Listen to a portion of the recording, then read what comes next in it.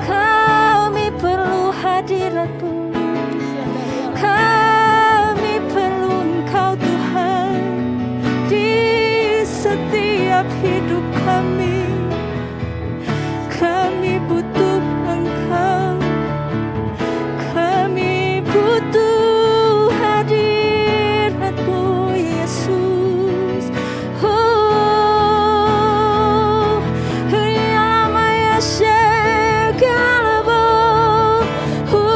Rialamaya Shek. Rialamaya Shek. Terus sembah Tuhan. Rialamaya Shekalabo. Yesus. Yaralabaya Sheralabaralabaralama. Rialamaya Shekalabaya Sheralabaralabaya Shekalabarabaralabaya Shekalabarabaralabarabaralabara. Iralabaya Sheralabatakaralabaralabaya ralabaralabaya She.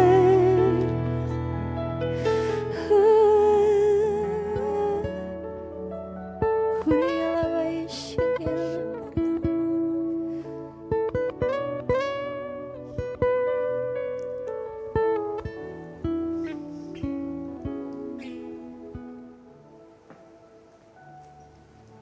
Shalom Bapak Ibu, Saudara sekalian. Semangat pagi, salam sehat. Puji Tuhan, kita sudah masuk di bulan yang baru, tapi kita percaya penyertaan Tuhan tetap ada bagi kita semua. Bapak Ibu Saudara yang terkasih, kita akan belajar sama-sama bagaimana kita mengenali panggilan Tuhan bagi setiap kita umat ciptaannya. Mari kita sama-sama buka di Yeremia 1. Yeremia 1 ayat 5 sampai 10. Demikian firman Tuhan. Sebelum aku membentuk engkau dalam rahim ibumu, aku telah mengenal engkau.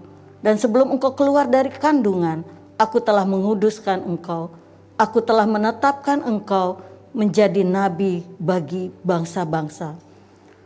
Maka aku menjawab, ah Tuhan Allah, sesungguhnya aku tidak pandai berbicara, sebab aku ini masih muda. Tetapi Tuhan berfirman kepadaku, janganlah katakan aku ini masih muda. Tetapi kepada siapapun engkau kuutus, haruslah engkau pergi. Dan apapun yang kuperintahkan kepadamu, haruslah kau sampaikan. Janganlah takut kepada mereka, sebab aku menyertai engkau untuk melepaskan engkau. Demikianlah firman Tuhan. Lalu Tuhan mengulurkan tangannya, menjamah mulutku. Tuhan berfirman kepadaku, sesungguhnya aku menaruh perkataanku ke dalam mulutmu. Ketahuilah, pada hari ini aku mengangkat engkau atas bangsa-bangsa dan atas kerajaan-kerajaan untuk mencabut dan merobohkan, untuk membinasakan dan meruntuhkan, untuk membangun dan menanam. Amin. Kalau kita lihat tema pagi hari ini, Yeremia dipanggil dan diutus. Bukan hanya Yeremia saja, tapi kita sebagai umat ciptaan Tuhan, kita pun dipanggil dan diutus oleh Tuhan. Tapi bagaimana caranya kita mengenali panggilannya Tuhan? Bagaimana caranya kita tahu bahwa Tuhan ingin kita menjadi mitranya? Mungkin sebagian kita banyak yang belum mengerti, banyak yang belum tahu. Tapi kalau firman ini katakan sebelum aku membentuk engkau, sebelum kita dibentuk dalam rahim ibu kita, Tuhan telah mengenal kita dan Tuhan telah menetapkan kita. Mungkin di sini Bapak Ibu mempunyai anak, ya. Waktu anak itu lahir, dia sudah punya rencana. Ayahnya, ibunya punya rencana besar untuk anak ini. Dan dia akan memperlengkapinya. Begitu juga dengan Tuhan kita. Dia ingin kita menjadi mitranya. Dia ingin kita bekerja sama untuk menyelesaikan apa yang menjadi keinginannya. Dan pada saat dia memanggil kita, dia akan memperlengkapi kita. Tapi itulah manusia. Kita masih suka bernego. Seperti Yeremia, dia katakan, aku masih muda, tidak pandai bicara. Tuhan memakai setiap kita, memanggil setiap kita, bukan orang yang hebat, bukan orang yang pintar, bukan orang yang the best, tapi di mana kita punya kekurangan, disitulah Tuhan pakai, supaya kita tahu bahwa ini pekerjaan Tuhan. Saya tidak pernah berpikir saya akan menjadi seorang guru sekolah minggu dari awal. Awal saya ada di gereja sejak kecil, memang saya Kristen. Waktu saya masih di gereja lama, saya seorang pengurus di gerakan pemuda. Dan di situ diwajibkan setiap pemuda harus bantu di ibadah sekolah minggu gitu. Jadi saya ikuti aturan yang ada di situ. Setiap hari Minggu saya jemput anak-anak. Tidak terpaksa. Bukan karena memang ditentukan seorang pemuda harus bantu di ibadah anak. Itu memang ketentuan dari gereja. Pada dasarnya memang seperti itu. Tapi saya lakukan dengan sukacita. Saya jemputin setiap anak-anak yang ada. Bahkan ada yang belum mandi, saya mandiin. Dan saya bawa, dan saya mendapat tugasnya bukan di tempat yang dekat dengan rumah saya. Gereja saya tuh 100 meter dari rumah saya. Tapi saya tidak di situ ditempatkannya, di tempat yang lain, yang jauh gitu. Tapi saya dengan sukacita. Terus, dan saya belum tahu itu panggilannya Tuhan. Sampai pada waktunya Tuhan panggil saya untuk menjadi pelayan, menerima Yesus sebagai Tuhan dan Juru Selamat. Saya bekerja di sekuler, di satu agensi, dan setiap syuting atau pemotretan anak-anak, bos saya selalu bilang, Sandra, kamu ya yang dampingin anak-anak. Saya masih nggak mengerti, saya pikir ya namanya tugas dari pimpinan, saya jalankan seperti biasa. Sekali waktu anak itu ngambek, moodnya lagi nggak baik. Tiba-tiba Tuhan tuh taruh di saya untuk ngomong sama anak itu. Dan anak itu akhirnya mau diambil take di syuting, di pemotretan. Tapi saya masih belum mengerti. Tapi biasanya untuk kita mengenali panggilannya Tuhan, kita akan dibawa kepada step-step seperti itu. Waktu saya keluar dari sekuler, saya bekerja di full time, ada satu gereja. Saya coba bantu di sekolah minggu karena belum ada guru sekolah minggu, saya coba bantu di situ. Dan akhirnya gereja itu karena satu dan lain hal, akhirnya saya pindah ke GBI di mana sekarang saya ada. Dan saya pada saat itu masuk di Dewasa Muda di Karsa Pemuda sebagai pendoa syafaat. Karena saya nggak tahu mau bagaimana saya mau melayani. Yang lain saya cuma bisa doa, ya udahlah. Saya ikut di Dewasa Muda itu sebagai pendoa. Tiba-tiba pada tahun 1995 di bulan Juli adik saya bilang, itu di BP buka loh gitu. Buka gereja katanya. Kayaknya lagi cari guru sekolah minggu deh. Saya kok di hati saya itu rasa, saya coba ya. Akhirnya saya datang ke BP, ketemu sama ketuanya. Ayo boleh kalau mau gabung, saya harus percobaan lah istilahnya 3 bulan. Jadi saya ngabsen, bawa anak ke kamar mandi, gelaring karpet untuk ibadah nanti kakak-kakaknya. Itu saya lakukan. Gak sampai di situ, tiba-tiba ketua saya bilang, tuh ada pendaftaran guru playgroup. Saya bilang, mana saya bisa nih jadi guru playgroup, masuk di sekolah minggu aja baru. Ya udah kamu coba aja. Akhirnya saya coba di bulan Oktober itu saya mendaftar, sama juga diuji juga 3 bulan untuk bisa menjadi guru. Tapi disitulah saya tahu bahwa itulah panggilan saya di anak. Sampai teman-teman saya yang dulu satu kampus dengan saya waktu tahu kamu kerja di mana? Saya bilang saya kerja di sekolah PAUD lah istilahnya, anak-anak itu TK. Mereka ketawa. Wah, bisa katanya tuh anak-anak nggak pada biru-biru nanti. Karena dia tahu bagaimana saya. Saya bilang bisa tuh, buktinya saya sampai saat ini. Nah kadang-kadang kita nggak mengerti, Bapak Ibu Saudara terkasih, panggilan kita. Tapi sebenarnya Tuhan sudah mengarahkan untuk kita lebih tahu bagaimana panggilan kita yang sesuai dengan kehendak Tuhan. Memang kita mesti punya hubungan dengan Tuhan. Dan itu akan diarahkan seperti itu. Waktu kita masuk dalam pelayanan itu, gak akan mulus. Ya. Pasti ada ujian. Itu pasti. Bukan berarti waktu Tuhan tempatkan kita di mana panggilan yang Tuhan mau, itu akan berjalan mulus. Tidak mungkin.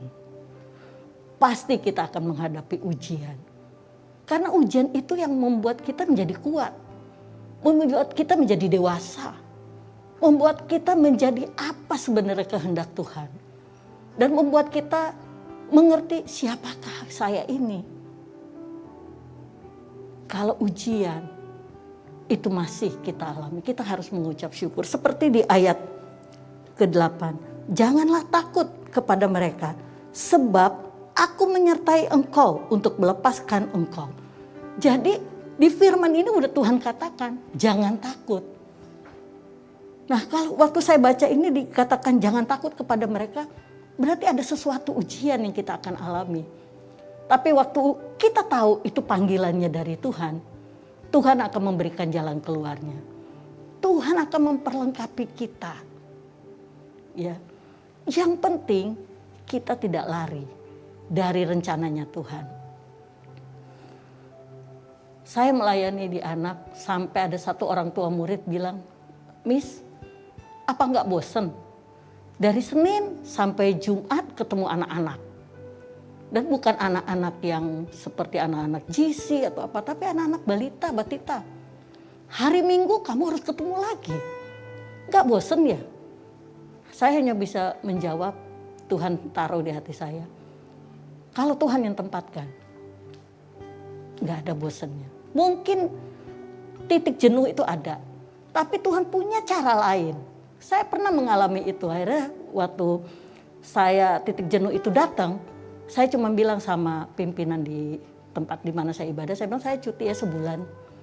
Tapi saya nggak pergi, saya pergi ke tempat ibadah lain. Dan di situ saya lihat gitu, ibadah anaknya. Oh seperti ini yang baik saya ambil. Oh nanti kalau saya balik lagi saya kasih tahu ke ketuanya sama teman-teman. Coba kita bikin begini-begini. Jadi itulah caranya.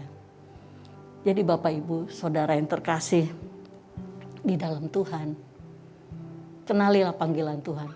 Setiap kita pasti Tuhan mau pakai jadi mitranya. Untuk menyelesaikan amanat agungnya Tuhan.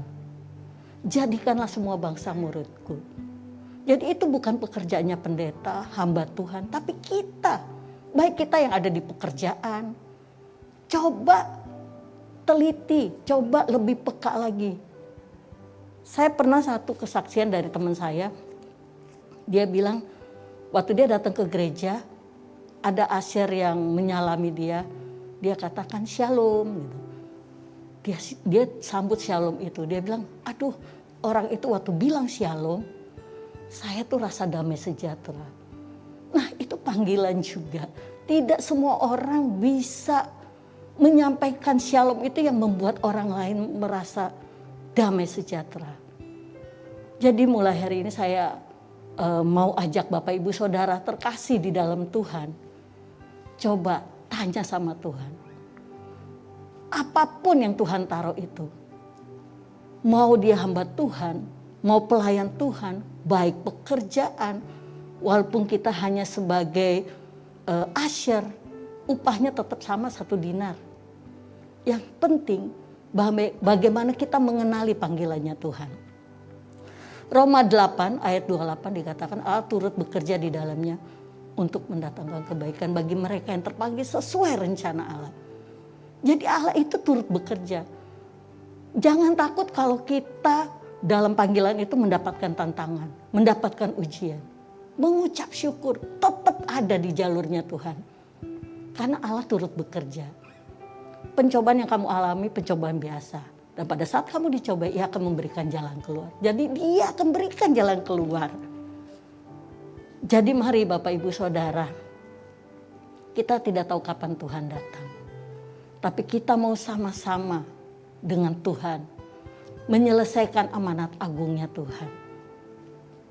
Dengan cara kenali panggilan Tuhan. Dan saya bersyukur sekali saya ada di ibadah anak. Ya, walaupun mungkin ibadah anak dikatakan ibadah yang garda belakang. Tapi disitulah dasar yang kita taruh. Supaya mereka bisa bertumbuh dan menjadi satu pribadi yang kuat. Mungkin pagi ini kita sama-sama merenungkan. Kalau kita belum mengenal panggilannya Tuhan, Bapak Ibu boleh berdoa, minta waktu, ambil waktu, minta Tuhan apa yang harus saya lakukan. Supaya saya juga boleh ambil bagian dalam amanat agungnya Tuhan. Di era Pentakosta ketiga ini. Mari Bapak Ibu Saudara yang terkasih, kita mau sama-sama melakukan bagian kita. Supaya kita menjadi mitranya Tuhan. Ujian pasti ada, tidak usah takut. Karena Dia janji, Dia tetap menyertai kita. Dan Dia tetap memberikan jalan keluar bagi kita.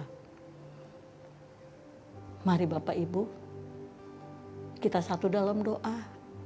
Pagi ini sebelum kita beraktivitas, kita minta sama Tuhan. Apa yang Tuhan mau dalam hidup kita. Apapun itu yang Tuhan taruh di hati Bapak Ibu Saudara. Responi, ambil, dan berani melangkah. Terima kasih Tuhan. Shikana mata kaya ralaba ya ralaba ya ralaba ya ralaba syakaralaba ya ralaba ya. Kami mengucap syukur kepadamu Tuhan. Karena kami tahu Tuhan, Engkau membawa kami, Engkau menciptakan kami Tuhan. Engkau punya tujuan yang mulia untuk kami boleh menjadi mitramu Tuhan. Untuk menyelesaikan amanat agungmu Tuhan di era Pentakosta ketiga ini. Kami mau berdoa Tuhan buat saudara-saudara kami Tuhan di rumah-rumah Tuhan pagi hari ini. Biar mereka juga Tuhan boleh meminta Tuhan. Boleh mengenali panggilanmu pribadi lepas pribadi. Sehingga mereka Tuhan boleh menyelesaikan amanat agungmu juga Tuhan. Membawa jiwa-jiwa datang kepadamu Tuhan. Hamba berdoa Tuhan buat saudara-saudara kami Tuhan pagi hari ini Tuhan. Jamah mereka Tuhan. Taruh kerinduan hatimu di hati mereka Tuhan. Supaya mereka boleh melangkah Tuhan. Tidak ragu-ragu lagi Tuhan. Kalau mungkin dalam pelayanan yang mereka kerjakan. Mereka mengalami satu masalah Tuhan. Ketidakcocokan Tuhan. Ujian Tuhan. Hamba berdoa Tuhan kuatkan mereka Tuhan. Kuatkan mereka Bapa. Karena kami percaya Engkau turut bekerja di dalamnya mendatangkan kebaikan. Dan kami percaya Engkau yang memperlengkapi mereka. Saat ini kalau ada saudara-saudara yang mulai kecewa dalam pelayanan. Jangan undur, terus maju, percaya. Panggilan yang Tuhan berikan. Tuhan berikan kekuatan. Tuhan berikan jalan keluar. Bahkan Tuhan memperlengkapimu dengan kuat kuasanya. Terima kasih Tuhan, hamba percaya Tuhan Engkau yang memberkati hamba-hambamu pagi hari ini. Dimanapun mereka Engkau tempatkan. Hamba berdoa juga untuk bangsa dan negara kami Tuhan, terima kasih. Kalau kami boleh ada di negara kami Indonesia. Kami mau berdoa Tuhan, berkati Indonesia Tuhan. Shalom Indonesia Tuhan. Berkati pemimpin bangsa kami Tuhan, Bapak Jokowi, Bapak Ma'ruf, para menteri, berikan unity, berikan kesatuan. Biar semua Tuhan berjalan dengan baik sesuai kehendak-Mu Tuhan. Bahkan pandemi ini juga boleh berakhir di dalam nama Yesus. Kami minta kekuatan yang daripada-Mu kalau kami harus melaluinya Tuhan. Engkau tetap bersama dengan kami Tuhan. Kami berdoa bagi mereka juga yang terkena COVID Tuhan. Sembuhkan Bapa. Kuatkan mereka Tuhan. Hibur mereka Tuhan. Supaya mereka percaya Tuhan. Supaya mereka yakin Tuhan. Engkau tetap ada bersama dengan mereka. Terima kasih untuk pagi hari ini. Terima kasih untuk hari ini Tuhan, kami masih ada. Kami tahu Tuhan masih kasih kesempatan kami untuk melangkah, melakukan bagian kami. Menjadi lebih baik lagi Tuhan. Terima kasih Tuhan Yesus. Terima kasih Roh Kudus. Roh-Mu yang menguatkan setiap kami Tuhan. Hingga kami boleh ada sampai hari ini Tuhan. Terima kasih Bapa. Terima kasih Yesus. Terima kasih Roh Kudus. Hanya dalam nama-Mu Tuhan.